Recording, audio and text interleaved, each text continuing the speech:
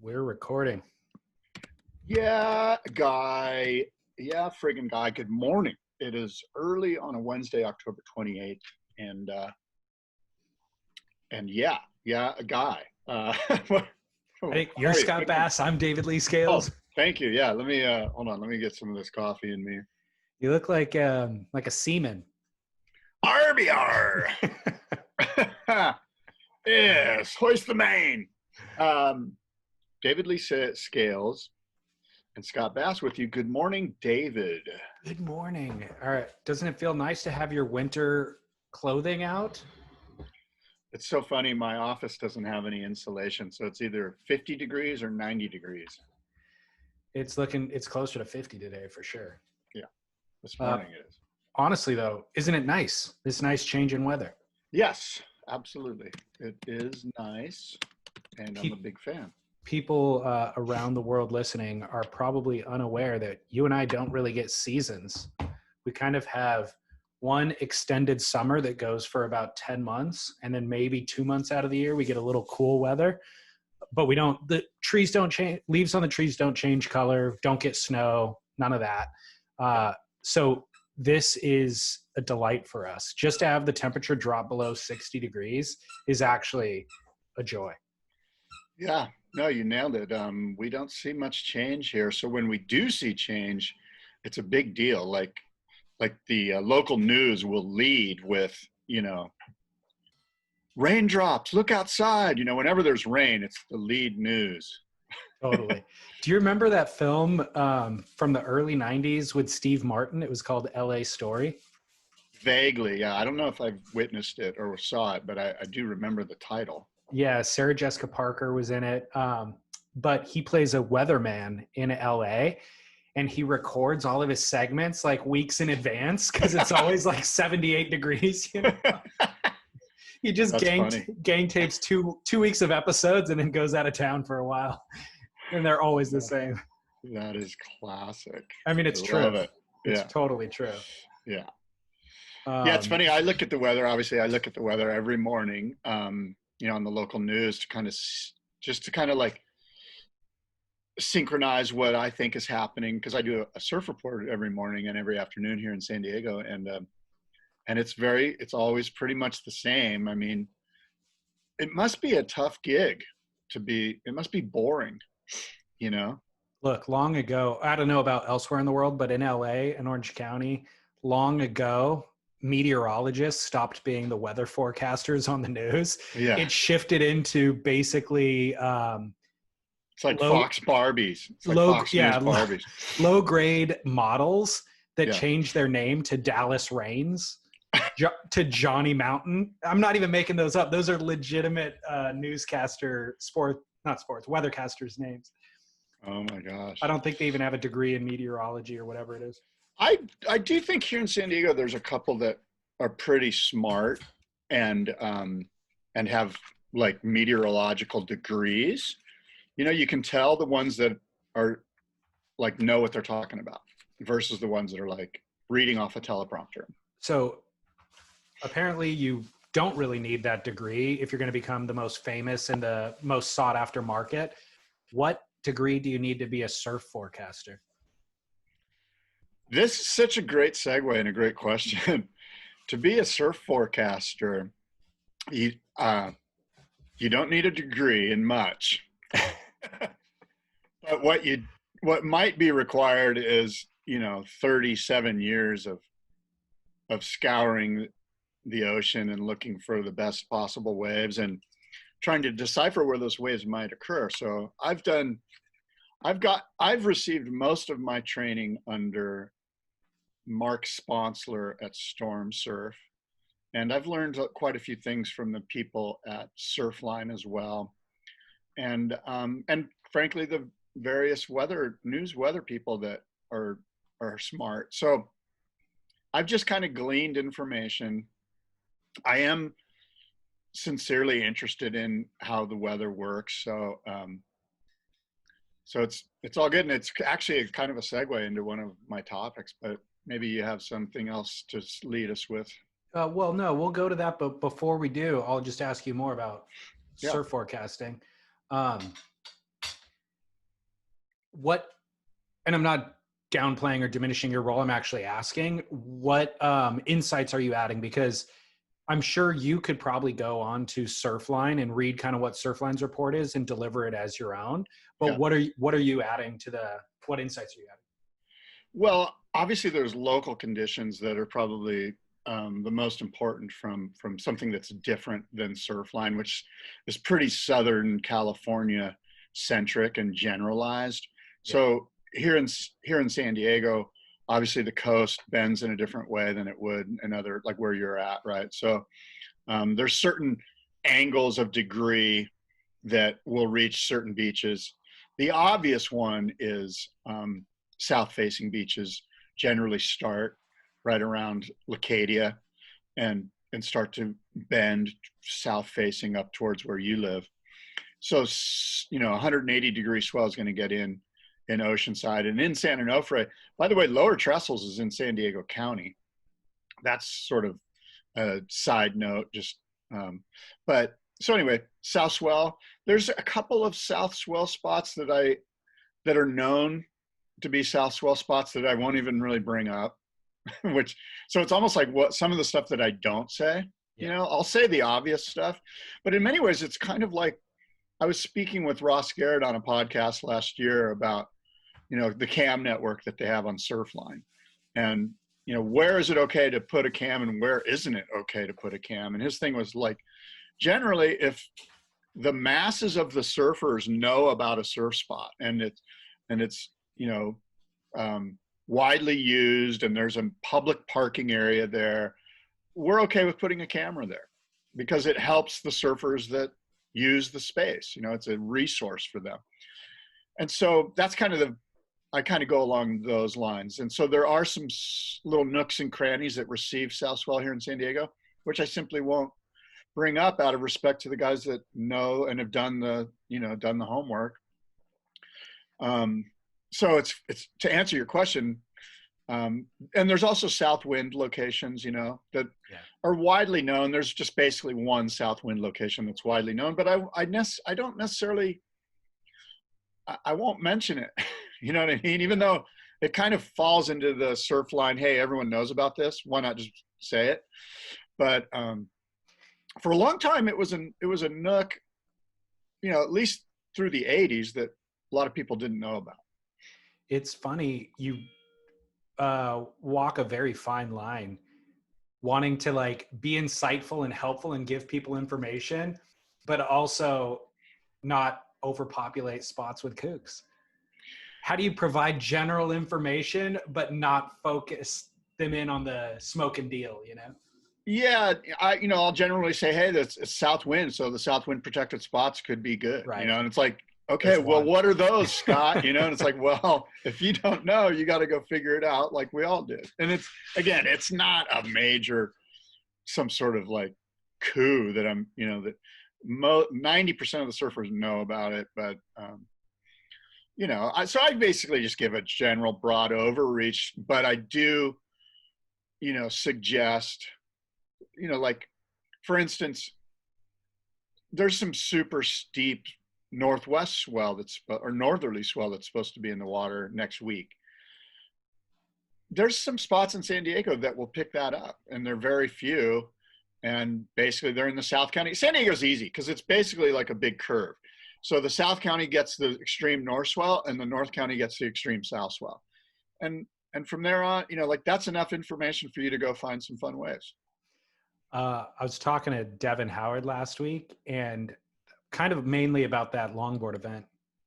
But one thing that he touched on that was an epiphany for me, because it really could be a theme for everything that we talk about, is just the hypocrisy embedded in all of us for all of surf related things. It goes hand in hand with surfers are the worst.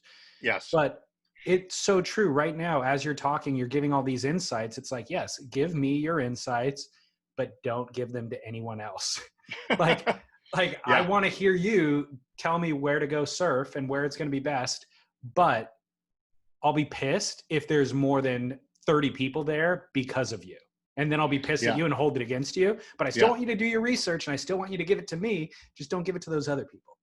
Yeah, you're absolutely right. There is a little bit of vomit in my mouth right now as we discuss this, because it does really speak to this the extremely selfish nature of surfing. It's extremely selfish. And I think you might be able to help me with this, but Yvonne Chouinard said it really well. And it was something along the lines of, there's no societal good that comes from riding waves. Like nothing, there's no benefit to the general populace.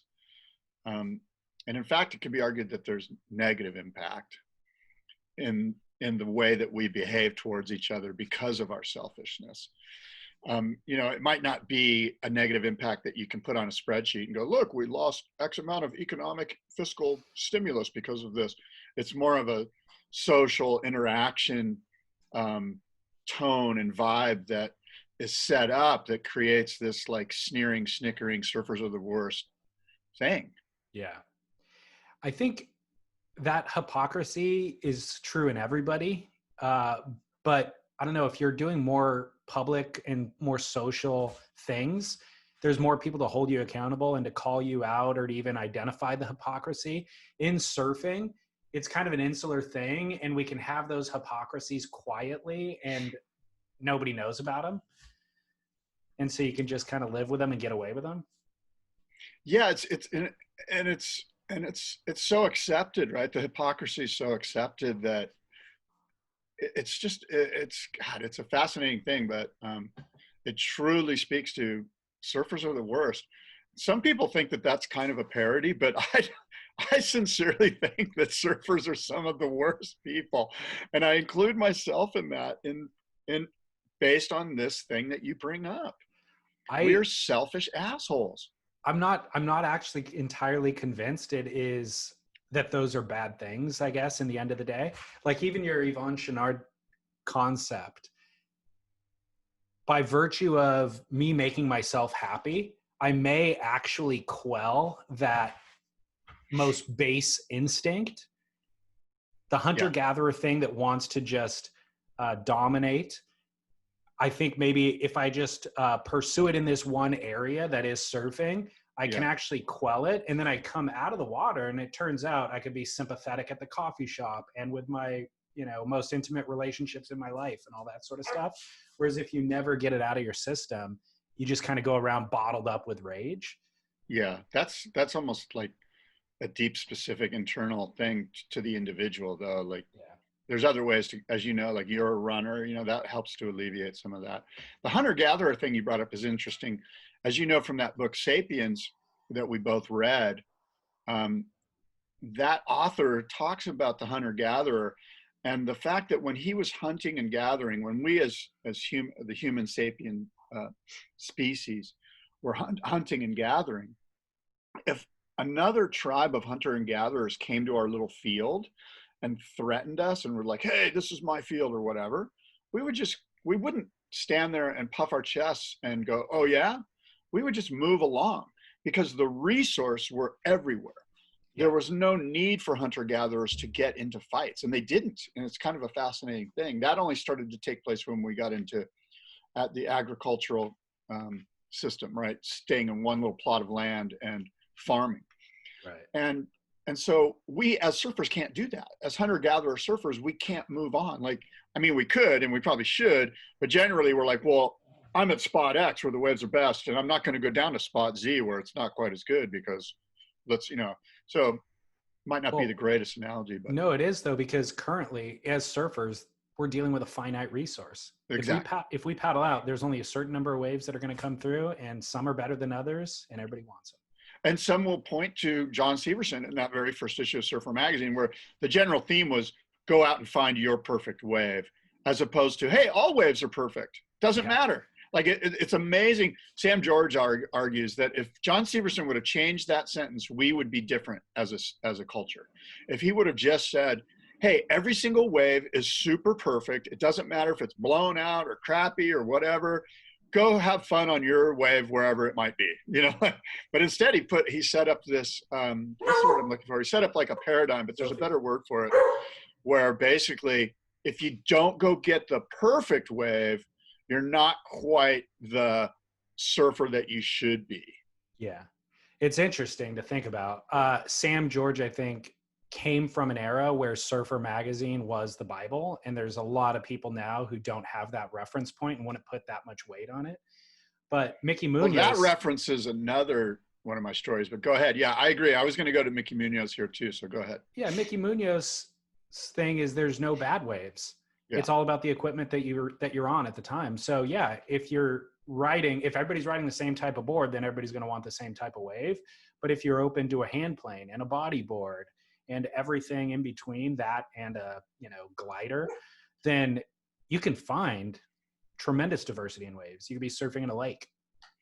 Yeah, and I would say the hand plane, the idea of body surfing is one that more of us should, and myself included, 100%. should wrap ourselves around. And I've got a good friend of mine that's totally involved in that. Like, he's a really good surfer, but he's like, you know what? I got 20 minutes and I can go be super stoked and get a bunch of fun little womp waves where, at Spot X or wherever, and be good and feel good about it and feel like I went surfing that day. And oh, by the way, it's not even worth riding a longboard. It's so bad, but it's super fun for getting in the water on a hand plane.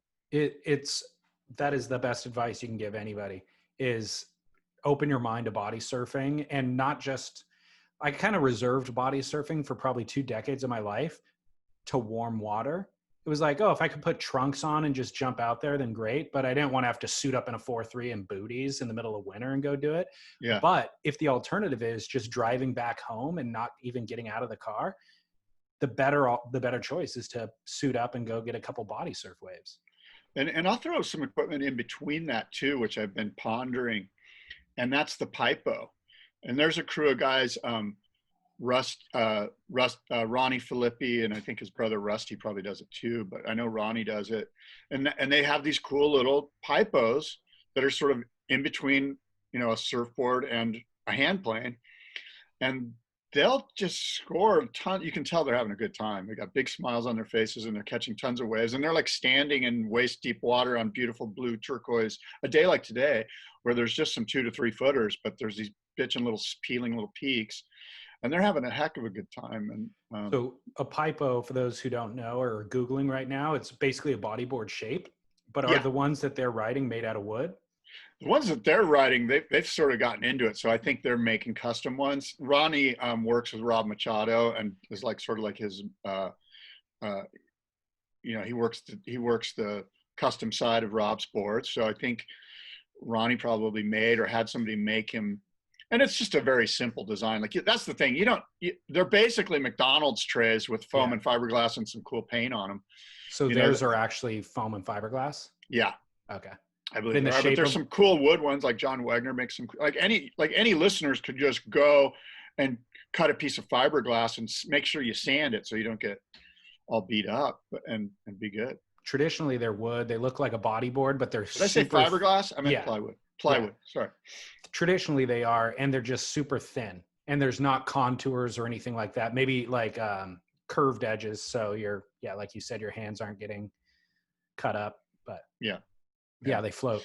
Well, let me lead in with some things. First of all, I guess I want to say tip of the cap to the folks at Surfline. And this sort of speaks of our hypocrisy a little bit, not on their end, but on my end. But the last few days, there's been this massive storm that I think Hurricane Epsilon turned into a big storm and sort of regenerated and is sending waves to Europe. So I've watched incredible surf spots, classic surf spots in Spain, all up and down Europe. You've been able to pick apart cams and look at these waves. Also in Australia, DY, again, I watched DY Point yesterday, and yes, there are still vulnerable adult learners at DY. There was even guys on goat boats out there. And the best surfer I saw at DY yesterday as I watched it was a kneeboarder. He was dominating. And then in Indonesia, I saw great waves this week. And of course, right now, as we speak, Nazare is receiving 25, 30-foot waves, and there's tow teams out there. And it's the middle of the day in Europe as we speak, and it's sheet glass blue, beautiful. light offshore winds. So tip of the cap to the Surfline Cam Network for providing some fun eye candy last week. I wonder what the COVID restrictions are between countries. Like for professional big wave surfers in Spain, can they get over to Portugal? Well, it's funny, I read that big wave piece on Surfline about that, and there's definitely restrictions. Each and every country obviously has their own little protocols. And so I don't know the exact, protocol for Spain and Portugal, but I do believe most people are. If you do travel, it's obviously way more difficult. I saw Chris Christensen's Instagram about wishing Greg Long well, and I think Tom Lowe and somebody else, maybe Ian Walsh, was going as well. So Ian would have been traveling from Hawaii, Greg from California, and Tom Lowe, I would presume, traveling from Ireland. To Nazaré? Yeah. Okay. Yeah. Like they were all going as a crew. They're all guys that ride Christensen's boards. Yeah, so it's weird. People are making it happen, making it work. Maybe just, there's increased protocols, but. Well, there was a South African big wave surfer that was part of that Surfline story. And he was like, yeah, look, I can go, to Nazaré, or I can go to the United States. I can go to Hawaii. I just might not be able to get back into South Africa. Right. My country is not allowing people from certain countries to come into our country, and the US is one of those countries. Yeah, it's it changes every day. Like you would have to certainly be diligent about researching it for yourself. I wouldn't rely on the internet's research if I was going to go travel somewhere. But it changes every day as well. Exactly. And so you could find yourself, you go feeling like you've met all the protocols when you exit your country, but by the time you try to return to it a week later, the protocols might have changed. There could be some huge spike where you're at and your country doesn't want to let you back. The other thing is, because of COVID, first of all, big wave surfers aren't exactly the most well compensated of the surfing world. The guys who actually do make a good enough living to do it professionally are very, very few. So for everybody else, they're kind of funding it from their day jobs. And due to COVID, sponsorship dollars have dried up, and then day jobs have probably largely dried up too. So there's going to be less pro surfers all around the world, but there's going to be less big wave surfers, I would say, than there are even, competitive shortboarders or whatever else. Yeah, no, you're right. And the Surfline article kind of touches on that everybody's sort of just hunkered down at their home spot, be it, California or Hawaii or Ireland, speaking of Tom Lowe, which is probably getting huge waves right now, or, Europe or wherever it is, or like for Grant Twiggy Baker, South Africa, unless some of those people already relocated. I know Jamie Mitchell, well, I think he lives in Hawaii, but anyway, these big wave surfers are at their spot and they're probably not planning to go anywhere just because, as you mentioned, they can't. So the big wave season, it's unique, as is the entire situation for all of us, but specifically to those guys who would normally be watching these purple blobs and go, and at a moment's notice, grabbing a suitcase and a board bag and being on a flight and be there that evening or whatever. That's simply not happening. No, it really isn't. So did you follow the Tom Butler story? No, I did not. So Tom Butler is a big wave surfer, and he went to Instagram. He gave like a long, I'll just read you kind of 2 paragraphs out of it, but a lot of it is what we're talking about. Him basically, I think he's 31, and saying, look, I could do this through my mid-20s, and I was passionate to do it, and just for not even worry about the debt that I was incurring or the relationships that I was pushing to the wayside, so that I could focus on this thing. But there was always this dangling kind of carrot of financial compensation, potentially. There were big wave awards. There were sponsorships to be had. And he said, ultimately, I'm retiring. He goes, all of that was a farce. And maybe I was the one at fault for even believing it, because there's not a lot of evidence that people actually ever got that carrot. But the part that I'll read to you, he says, quote, take last year's Nazaré challenge. Sorry, can you hear me? It says internet connection unstable.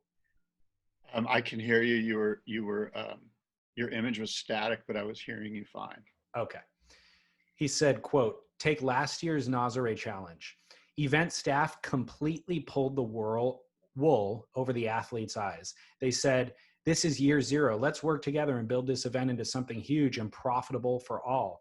Then to have Red Bull as a headline sponsor and to keep it quiet until the competition day, collecting my Rash Fest from the Red Bull counter, but not being paid an appearance fee, that reflects the company's financial status. Doesn't sit right with me. And when you have so much on the line, and he's talking about the so much on the line, he teed up the previous paragraph by saying he's putting his life on the line to go do this thing. So now he's saying to have not even be told that Red Bull is going to be the main sponsor. So the WSL is collecting Red Bull's money to hold this event. These surfers are showing up just thinking it's a WSL event. They're saying, let's start. It's year zero. Let's work together. Long term, we'll all benefit from this. And then shows up on competition day and it's a Red Bull booth and he's getting the jersey going, wait, what? I'm training, putting my life on the line. And at the last second, you're letting me know that you guys are getting paid and we're not. He goes on to say, when you have the contest director apologize to all surfers after the event saying, sorry for the way the webcast and post-event coverage came out, you know you're in a shitty political event. Yeah, I mean, look, a couple things. I think you could have seen the writing on the wall prior to boarding the plane. Like, you know, it's just a bummer for everyone involved, right? You know, like nobody's forcing you to do this. You know, from one side of the equation. You know, I'm not saying I don't feel sorry for, or I don't understand. You know, I know these guys are going for it, but it barely exists. This thing called the big wave professional surfer. I would argue that it doesn't exist except for maybe two people. And so you kind of get what you get, you know, and yeah, I guess you can complain about it, but first of all, one, doesn't surprise me at all. Like this isn't like some shock, you know what I mean? Yeah. Two, like I said, you know, there's other professions, you know. Three, if you love riding big waves, go ride big waves. You know, like, and four, if you love riding big waves, but you'd like to make a living at it as well, you know, odds are against you. And I know that Tom Butler knows this going in. And again, I'm not here to knock Tom Butler or any big wave surfer, but it's a tenuous situation going into it, you know? So yeah, I do understand his frustration and the WSL. I mean, really what you need to do is you need to go, hey, look, let's be transparent. How much did you get from Red Bull? How much does it cost for the WSL to pull this thing off? Oh, you're losing $1,000? I get it now. Thanks. So there's a lack of transparency here that's probably most frustrating for Tom Butler and the big wave surfers. They're like, hey, you know, like, you know, if there's $1,000 left over after operating expenses, give us each $10 and we're good. I get it, you know, but I think it's the transparency factor or lack thereof that's most frustrating for Tom. I have a feeling that's it too. And because he was obviously willing to do it without a presenting sponsor and without an appearance fee and all that. That's why he traveled all the way there and was willing to paddle out.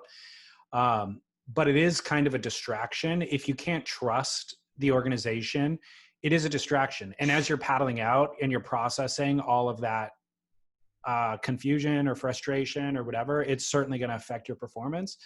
But to that point, and to your point is, look, if you're not there to ride the biggest wave in the world and that's your sole purpose, then maybe, you know, maybe you shouldn't be there, or maybe you should focus on some other line of work and then just do this as a hobby, because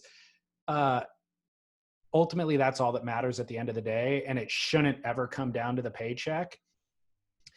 But the other detail is there seems to be, and I'll actually make an argument for the WSL as well.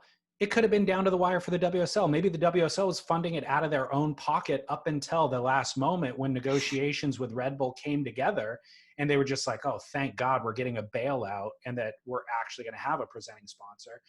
So, because from all reports, WSL loses money year in and year out. But the other detail is the transparency. This is a pattern. You know, one of the complaints last week from a listener who did watch the Cuervo Surf Ranch Classic, the longboard event, they said this was billed as Sorry, I have to laugh every time you say the name of that. I feel like, look at the sponsors. Not because of the name, just because of the way that they presented it was funny. If the sponsors are going to pay the money, I feel like we have to say their name. I'm totally okay with that. It's more about the end package that made me laugh. Yeah.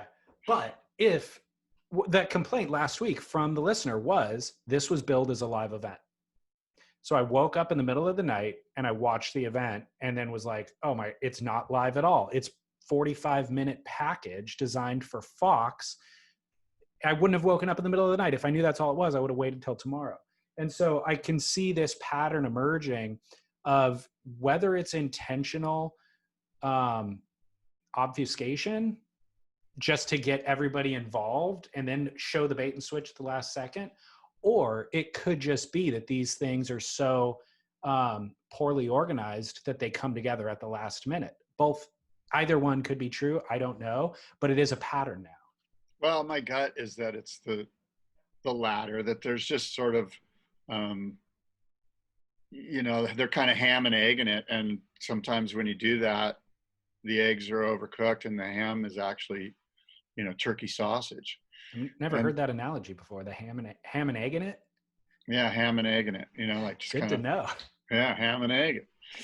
So, yeah, you know, I don't think there's like intentional malice to you know, rip off anybody or do something without it and try to pull the wool over someone's eyes. I just think it's, you know, it's funny. I interviewed Chris Morrow and he used to work there, and by the way, you know, you know, we kind of ripped the WSL, or he did, and we didn't offer the WSL a chance to rebut. And of course, Dave Prodan's more than welcome, and I'm a big fan of Dave's, and I'd love to hear his version of it. But basically, what Chris was suggesting was that there's a lot of different heads running in different directions over there, and it's hard for everyone to get on the same page.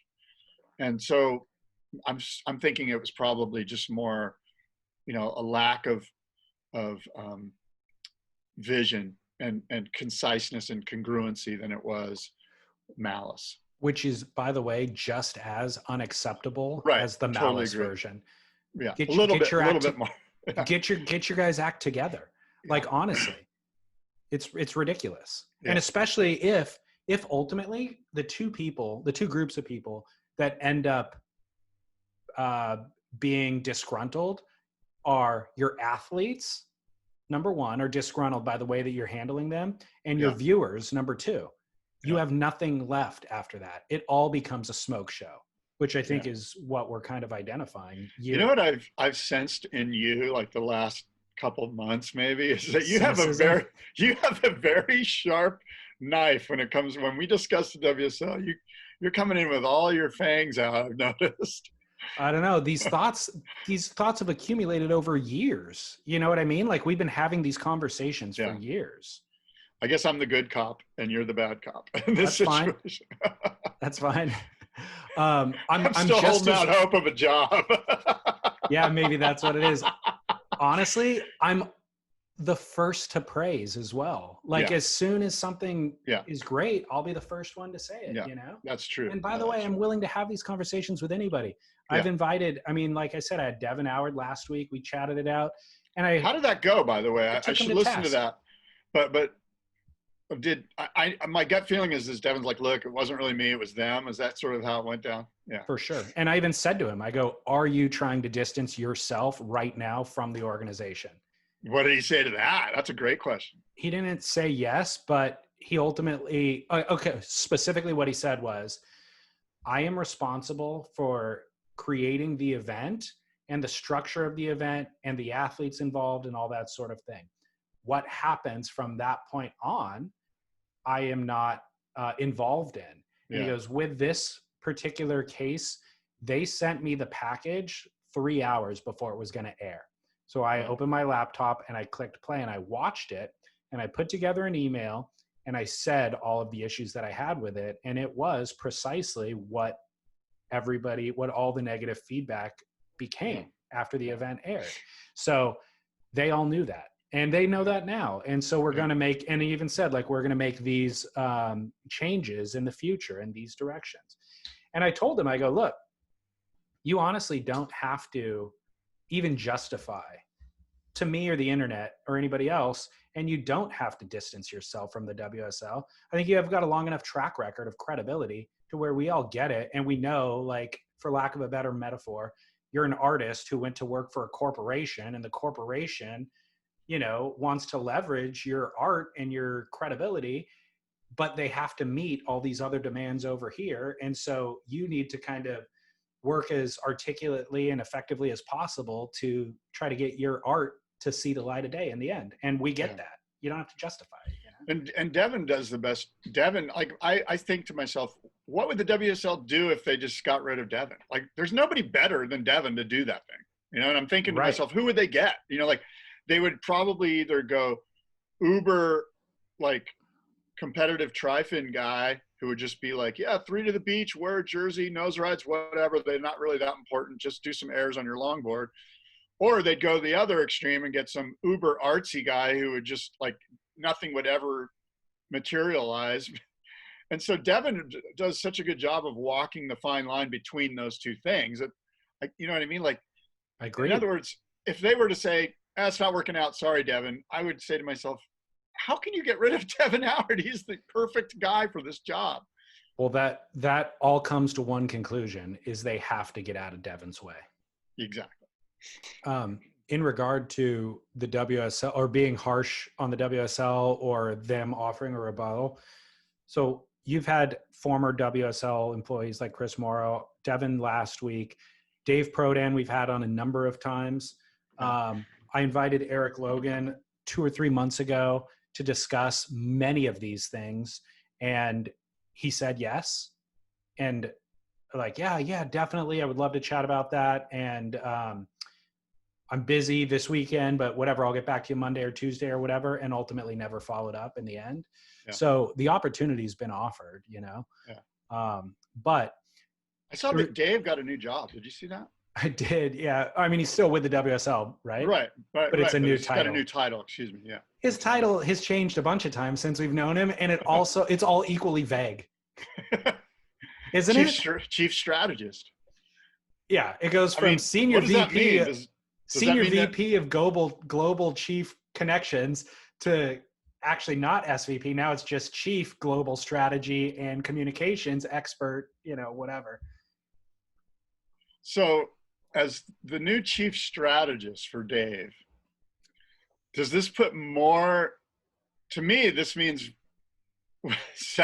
sadly, we can either praise him more or point the finger more at him now. Because if he's the chief strategist, if all strategy runs through the chief, which is what it suggests, then I'm looking forward to the day when I can pat Dave on the back and go, dude, you pulled it off. All of these, like, this myriad of international stuff that you have to deal with, and what a great event. Good work, you know, or what a great year. Yeah. And look, I just wonder how much power he has, you know, I was on the board of this one board. I won't mention who it was. And we would have these board of director meetings, and all of these very smart people were on this board with me, and we were all making discussions, and we would all make suggestions that the chairman would bring to the guy who funds this thing. And eventually it just came down to the guy who funds it saying yes or no. Like, it was really, like, you know, lame duck board of directors.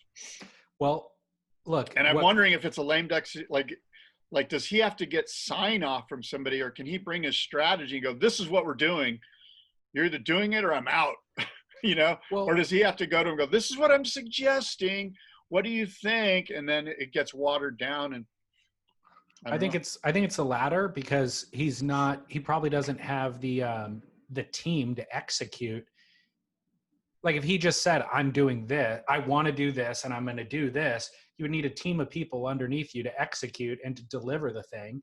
And that's not the way the organization is set up. It's set up for everything to come through a funnel and then be disclosed out to the public, you know? Yeah. And I think what you said about Chris Morrow, or his complaint, is reflective in Dave Prodan's title, his new title. Is it so vague that it's like, here, Dave, we're giving you this promotion, presumably, and responsibility, but it comes with a certain level of handcuffs or systems of check and balances where you have to still go through all of these other methods that you had to go through before. You know, Yeah, it's, I don't know. I What have it's I have comments from Beach Grit about the story that was written about Tom Butler. yeah. Ricky Spanish said, "A corporation putting its own interests ahead of everything and everyone else is the rule, not the exception. The WSL clearly follows the rule." And I Yeah, think that sums it up. No I hard do too. feelings. No hard feelings, Tom Butler. This I is what mean, it is. look, me and or Barton Lynch and Chris Morrow both spoke on this because I presented this concept to them, and basically, at the end of the day, a governing body of a sport should be a nonprofit. Like you can't have an ROI attached to the end of this thing, or it just gets weird. You get the Cuervo Surf Ranch Pro, basically. Well, is the NBA nonprofit? Is the NFL? I mean, those Well, are all successful. yeah. Look, and maybe I mean, look, I wouldn't be the first time that I'm ignorant or naive about this, but it just feels like a governing body. I'm not saying that you can't make money, but well, maybe I should just leave it there because I'm really getting into territory that I'm not too. Uh, Well, let me offer you Channel Bottom's comment from that article. He said, Tom Butler has forgotten the truism that no one gets paid to surf. They get paid to advertise things. And sometimes they don't even get paid for that. yeah, that's a pretty good point too. There's, I, with the increase in the number of surfers around the world in the last 20 years, it means there's been an increase in really smart people who also ride waves. So there's been you can find some really great commentary from really smart people, succinct and concise and right to the point as you wade through all the other kind of ego BS. Yeah. Stab Magazine posted this really vanilla article on Jordy Smith. It was actually Morgan Mawson, who I absolutely love as a photographer, a filmmaker, and a person, interviewing Jordy because they traveled through, I forget where, Indonesia and a couple other places together last year. So then Morgan interviews Jordy for Stab, and it's hardly worth reading at all. It's literally like, tell me your story about growing up. What are your thoughts on competitive surfing? What are your thoughts on surfing non-competitively? Like, that is the line of questioning. But I can tie in one of the things that Jordy said into what we're talking about, because it made me realize how forced of a fit competitive surfing is. Whether we're talking about the Cuervo Surf Ranch Classic or the big wave event at Nazare, like trying to come up with an objective scale for any of these things reduces the expression of each of these things. And so Jordy's trying to be insightful and he's trying to be profound, but he basically just rehashes the oldest thing that we've been talking about on this podcast for 7 years.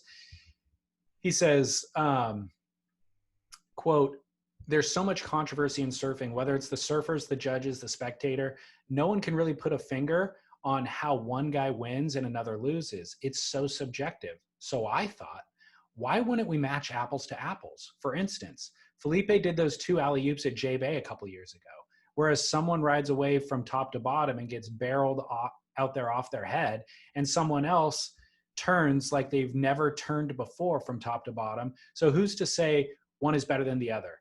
Who's to say they're all equal? Maybe they're all 10s. But how do you justify someone winning over the other person? I don't really understand that.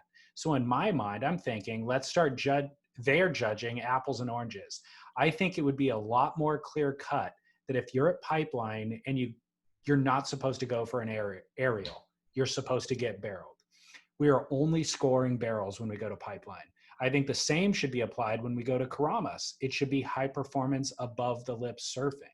And then you go to J Bay and they should say, okay, you need to stay on the face. Everyone stays on the face. We want you to stay on the face from start to finish. And that way it could become a lot easier to judge, not only for the judges, but for the spectators to identify with. I think that would be a more beneficial way to score somebody. I think he's really onto something. I like that. And what the first thing that comes to my mind is there is a sense as an end user, as a consumer of the Billabong, of the pipeline masters, you and I know they're going to score the barrel, and there's a sense of relief. I just noticed it now when you were reading that I do know when I can go to pipeline, like I can go, okay, I know what they're looking for. You know what I mean? And there's it's sort of a subconscious sense of relief that I get and I'm sure the surfers get too. Like, okay, we're going for the barrel today. It's a known thing.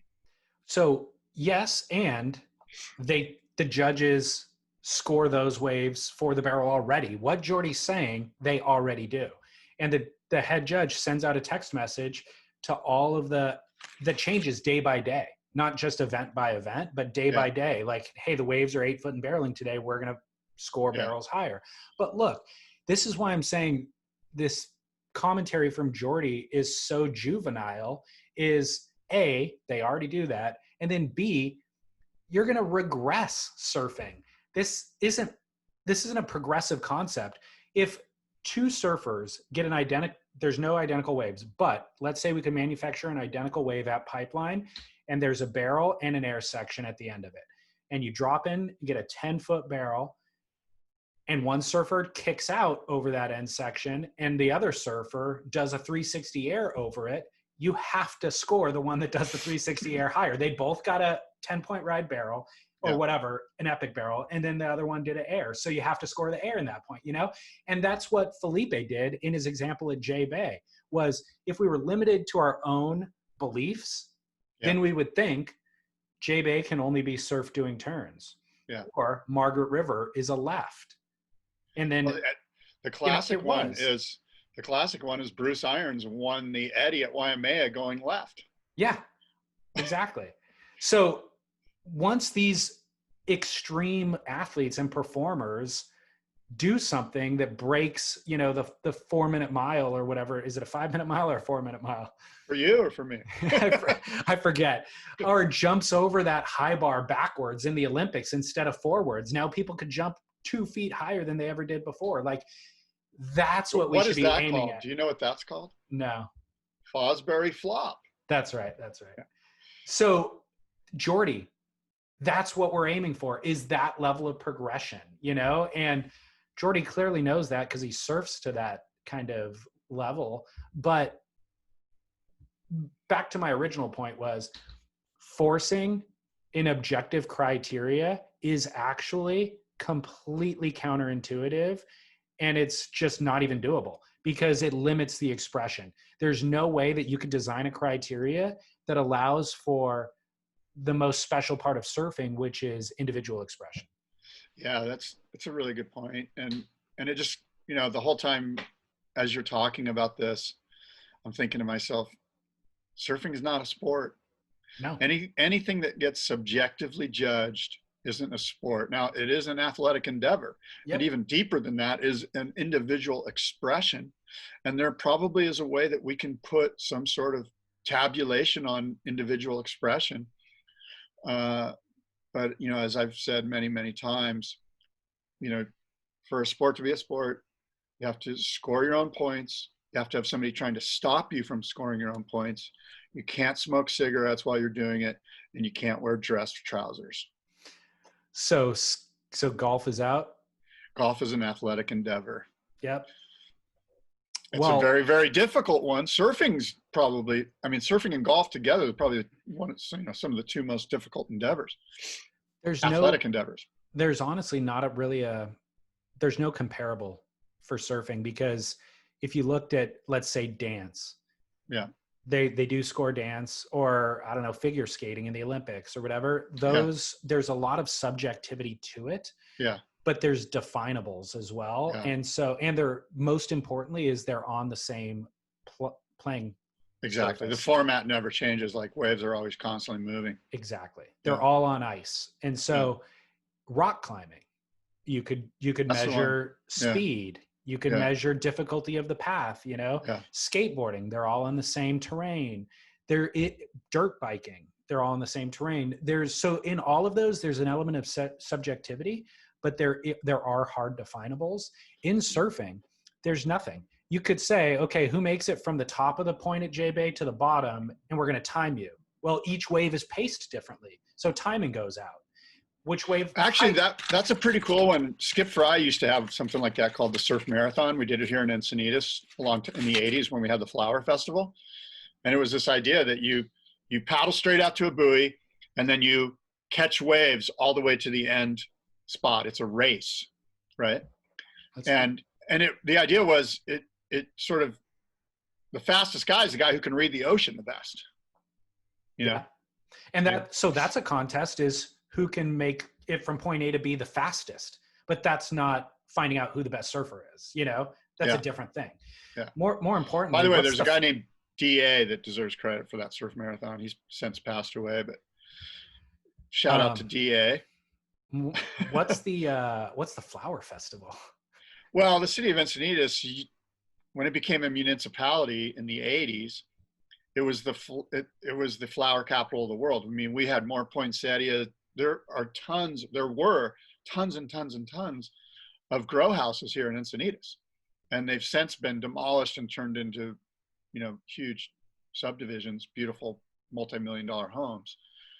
And so eventually it was hard to be the flower capital of the world when all of the flower fields were destroyed for homes, because it was obviously worth more as a home.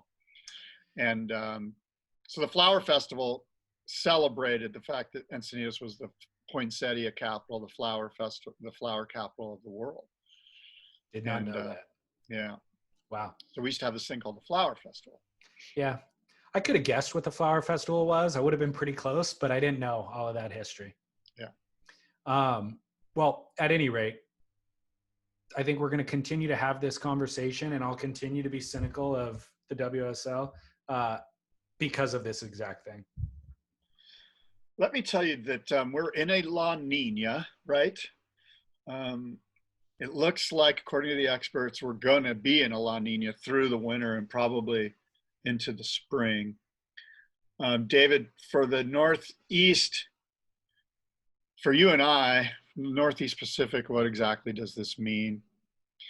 And in general terms, it means there's a drier air mass over the equatorial regions.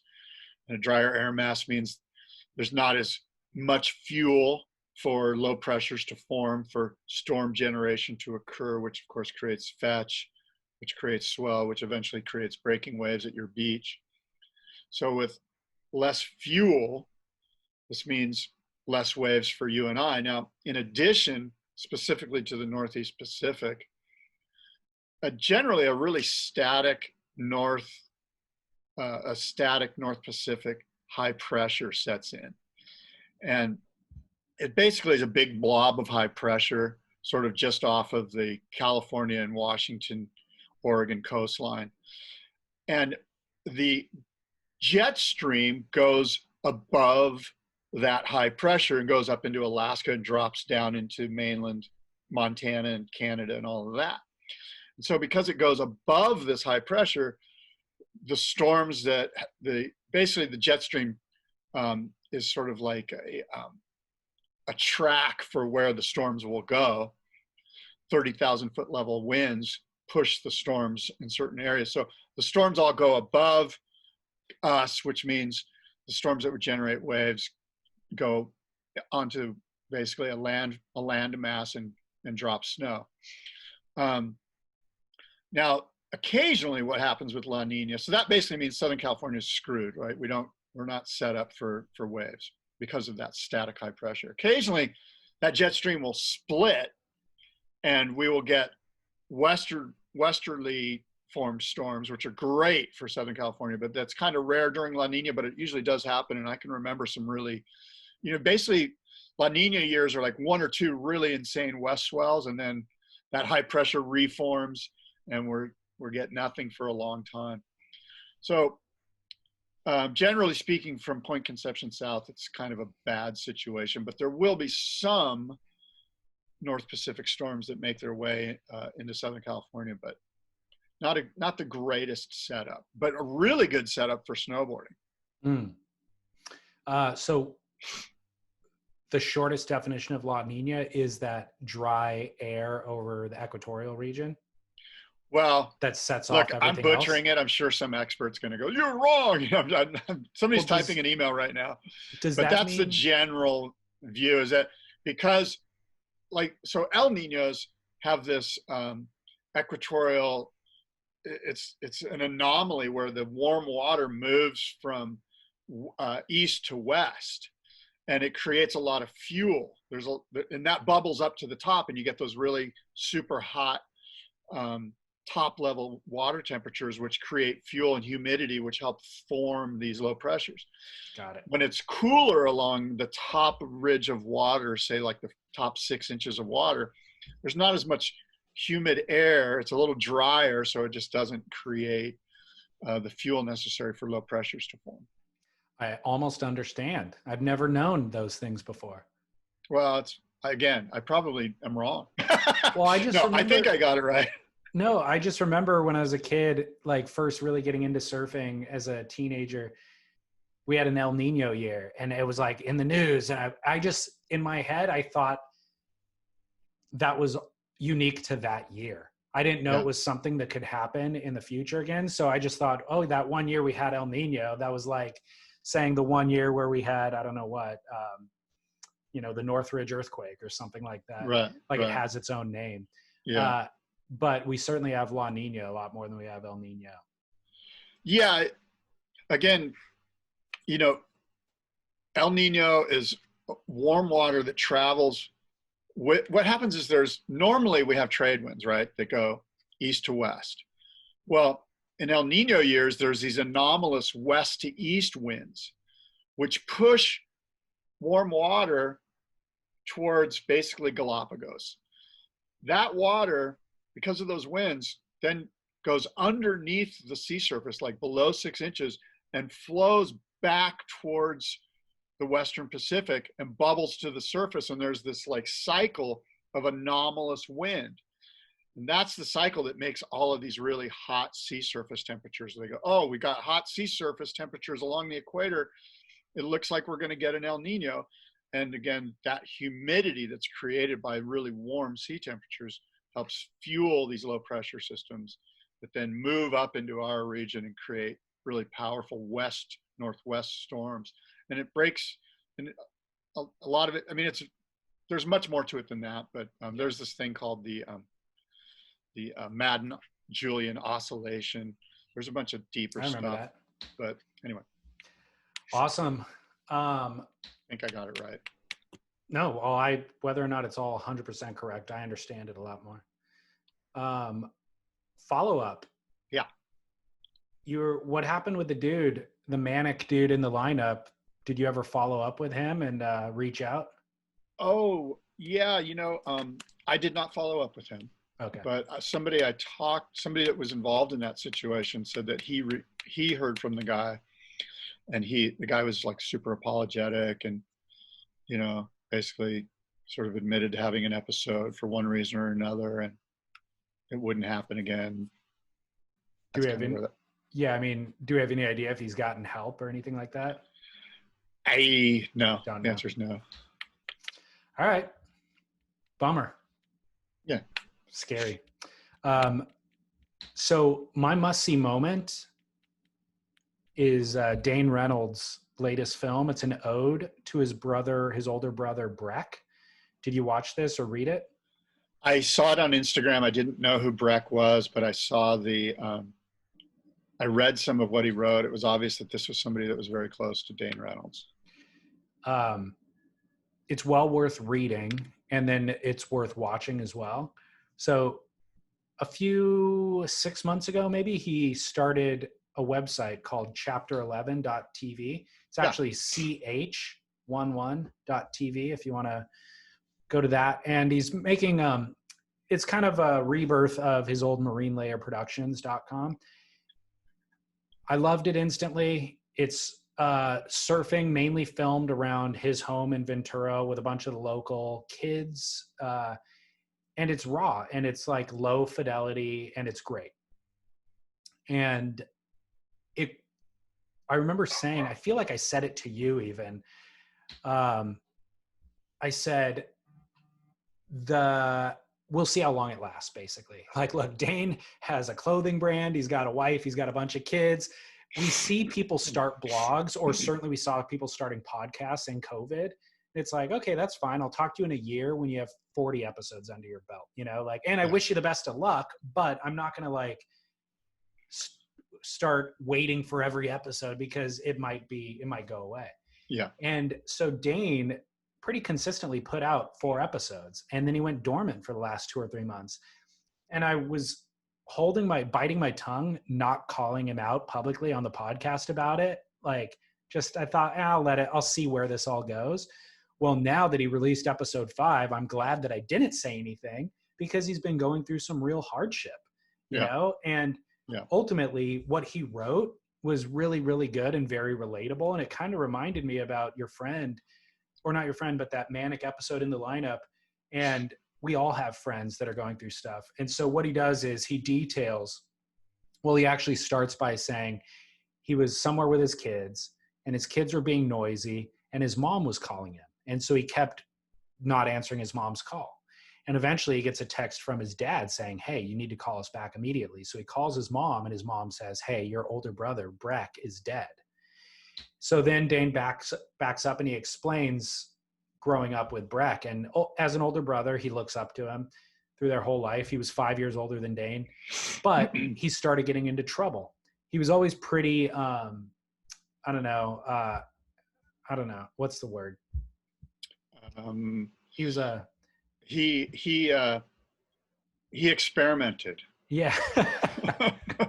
Well, mischievous. He was always mischievous is the word, from a young age. And then like from that mischievousness ends up then like sneaking out of the house. And then at a certain point, it's getting returned to the house by the cops at 3 a.m. And then it's experimenting with weed, and then it's experimenting with other stuff. And then he has a kid when he's 18. So Dane is explaining all of it, and like Dane's consternation through it all of wanting to look up to his brother, but also being disappointed by his brother. But then when his brother's there, it's like, he's so good, and he's great. And he's the best storyteller.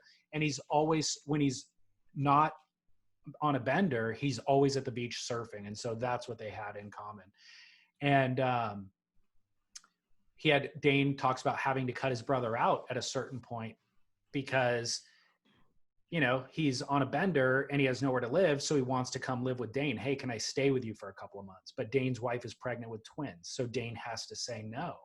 But then that creates a rift, and they don't talk for 6 months or whatever. So all of this is so highly relatable, and Dane does a great job communicating it. Yeah. But ultimately, Breck gets into surfing the last year, surfing a lot. And so he's showing up at the beach with Dane, and Dane's filmer, Minnie, is filming a bunch of Breck's waves. So now that Breck has passed away, Dane put together an 11-minute edit with a bunch of Breck's footage mixed with Dane's footage, mixed with all the local surfers into this video. And there's music. It's like one of Dane's normal videos, but he also lays in a bunch of voicemails that he had received and that friends had received from Breck that they had saved for whatever reason. So you get to hear Breck's, like, hey, bro, I just found this free whatever on Craigslist. I was wondering if you want some of it. Call me back. Like random stuff like that. Yeah. That's not even nefarious, and it's not even. Yeah. It's just just sheds light on who he is. On a person. Yeah. Yeah. A real like portrait of a person. So I think it's beautiful. It's great to read. It's great to watch. It's raw. It's authentic.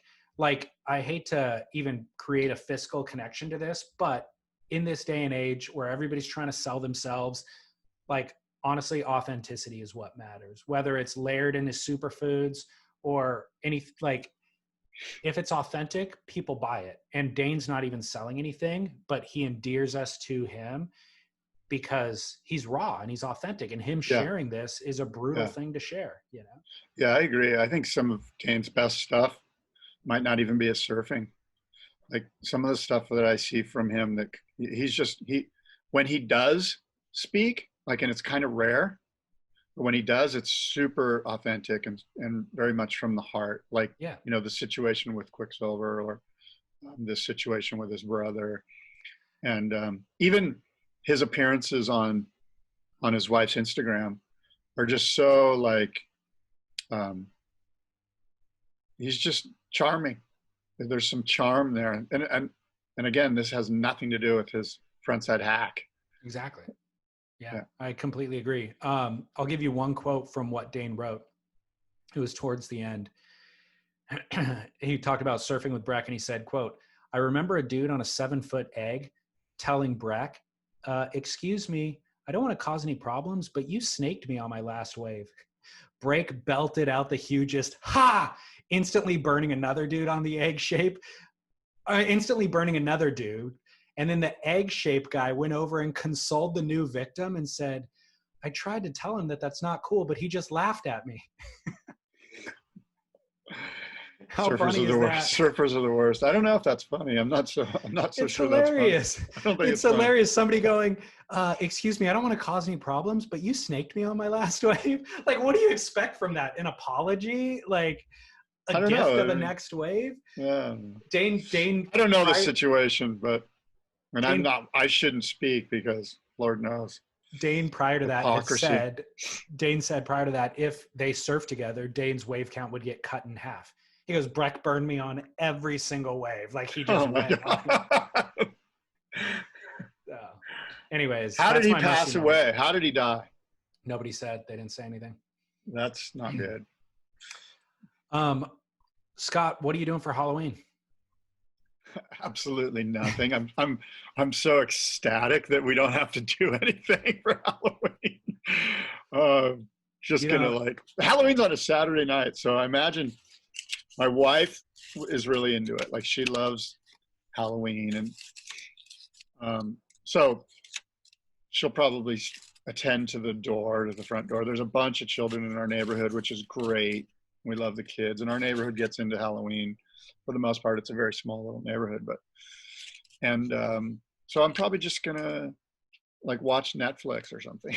I don't know. Is your wife dressing up? No, I don't think she'll dress up. I doubt it. Did she force you to dress up when your kids were younger and all that? Yeah, well, she didn't force me, but it was one of those things where somebody had to stay home and man the door.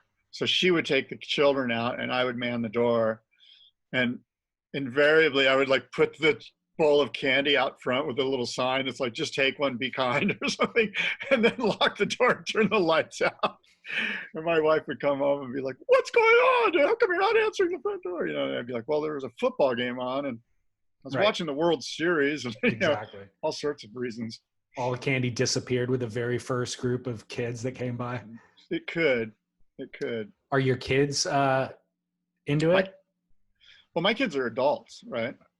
So, yeah, I mean, when you're 22 years old, you're into it for different reasons. You know what I mean?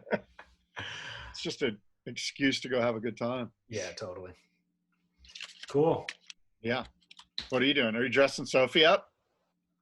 Yeah, so we have 2 parties. Antlers. Got to get some deer antlers for that dog. She already looks like a Black Panther, dude. Like that's what we always refer to her as because she kind of stalks around the house.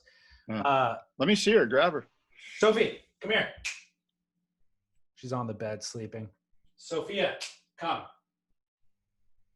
Side note. Is she coming? I can't even know. I can't hear her. What kind of training are you doing? Here she is. See, I said she's like a panther. She was quiet. Why don't you give her a treat right now and tell her what a good girl she is? I don't have a treat for her. Well, you got to at least praise her for showing up. Yeah, I know. I'll try to put her on the table. She's getting too big to go on the table. Oh my God. Sophia. She's like, "What are you doing to me?" She does not want to be where she is right now. I have to keep talking so that the Zoom camera puts me on instead of you. So I'm just going to vamp. But we got ousted from the dog park 2 days ago. For what? Bad behavior of Sophie. So like we didn't get ousted, but we honestly got mean girled. Like the other dog owners with the poofy little, first of all, it's Newport Beach. And so what does that mean? It means everybody has like dogs that they carry in a purse that they probably bought from a breeder that they spent $5,000 on, And anyways, all these little sissy dogs And and then Sophia's a roughhouse, and she's a puppy. Look, Yeah. she's a 4-month-old puppy, and we didn't know it's not okay for your dog to bite other dogs. Oh yeah, that's kind of a bad thing. I Biting's didn't bad. know. I didn't know because she's always been so small and a puppy that it was playful. But Yeah. now she's getting to the point where she's actually like big Nipping. Yeah. and honestly, she's never drawn Does she have blood. a soft mouth? In other words, if you Yeah. put your hand in her mouth right now, She won't even bite it because I've told her not to so many times. yeah. But yeah, she does have a soft mouth and she's never drawn blood and she has zero aggression. She just likes to roughhouse. Yeah. And she's gotten big enough to where the roughhousing is Killing other dogs. the dogs. The other thing is most of the dogs don't really care. It's the owners that freak Yeah. out. They're just like, oh, your dog's being too rough, you know? And so there's a couple of dogs that are love roughhousing with her. And Yeah. we're thinking about taking over the dog park. We're going to get those dogs together. Be like, yeah, Black Labs matter. Come in there, start protesting, and just be like, this is our park now. Anybody who doesn't want to play, go to the periphery. Otherwise, Oh my God. the rough houses are staying in the middle. So that's What that's fun. She looks great. she Looks really happy. Yeah. What happens when somebody comes up to you and goes, hey, your dog's playing too rough? Can you ever just go, well, your dog's not playing rough enough? Like, who sets the bar? It's funny. So I've been thinking through all of those exercises and I'd always be nice. I would always be like, I know. Yeah. No, I know. I'd always be like, oh, I'm sorry. No, I know. And Sophia's super responsive too. So I would just tell her, like snap my fingers at her and tell her, hey, leave him alone. And she will. And there's always some other dog nearby that's willing to get into a row with her. Yeah. So at any rate. Well, good. Well, Sophie is my must-see moment. We just got a great look at her. So, and she's also my Duke Kanamoko. Your dog's name is Duke. No, Duke's gone. Oh, Duke has Duke. passed. Oh, that's right. Sorry. Easy, pal. Sore subject. No, it's all good. Anyway, until next time, adios and aloha.